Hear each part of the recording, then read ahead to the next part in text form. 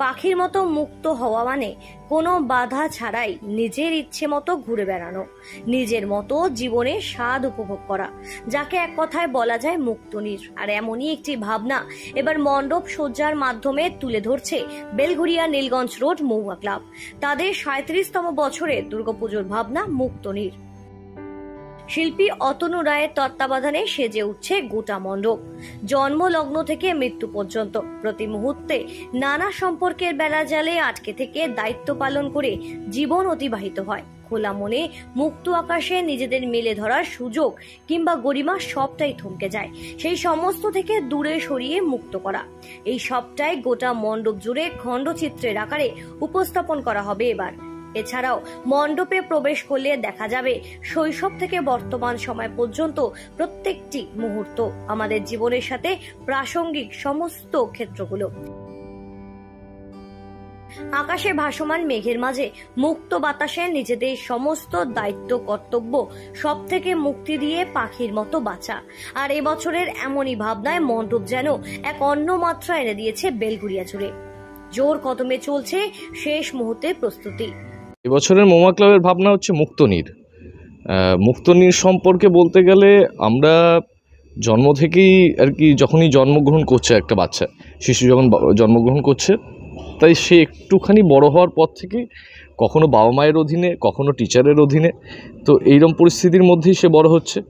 বড় হয়ে যাওয়ার পরে সে যখন চাকরি বাকরি করতে যাচ্ছে, তখন তার সে সিনিয়রের অধীনে, তারপরে সংসারের অধীনে, তারপরে চলে যাচ্ছে আর কি যখন তারা বড় বয়স হচ্ছে, তাদের বয়স হওয়ার পরেই তখন সন্তানের অধীনে আর কি। কেউ আর কি মুক্ত নয়, এই ব্যাপারটাই এখানে দেখানোর আমরা চেষ্টা করেছি। আমরা কেউ মুক্ত নয়, ওই মুক্তনীর ওই জন্যই আমরা বলেছি যে পাখির মতন আমরাও যেন মুক্ত আর কি প্রকৃতিতে উঠতে পারি। কেননা এইরকম ধরনের থিম, অনেক পাখির বাসা নিয়ে তো অনেক থিমই হয়, কিন্তু সেটা পাখিদের বাসার মধ্যেই সীমাবদ্ধ থাকে। কিন্তু আমরা এটা মানুষের সঙ্গে পাখির একটা মেলবন্ধন তৈরি করার চেষ্টা করছি। এটার জন্যই এই থিমটা একটু অন্যরকম। যে প্রকৃতির যে প্রাকৃতিক যে জিনিসগুলো বা যেগুলো আমরা ধরুন থার্মোকল বা এই ধরনের জিনিস তো অনেকে ইউজ করে, তো এবছর আমরা এটাকে পুরোপুরি বন্ধ করেছি। একদম প্রাকৃতিক জিনিস দিয়ে আমাদের পুরো প্যান্ডেলটা তৈরি হচ্ছে। হ্যাঁ, তার মধ্যে পুট্টিটা আমাদের একটু ইউজ করতে হয়েছে, তাছাড়া মোটামুটি সবই প্রাকৃতিক জিনিস দিয়ে। কামারহাটি পৌরসভার অন্তর্গত বিটি রোড নীলগঞ্জ রোডের ধারে এই ক্লাব প্রতি বছর নতুন নতুন চমকে মণ্ডপ উপস্থাপন করে থাকে দর্শনার্থীদের সামনে।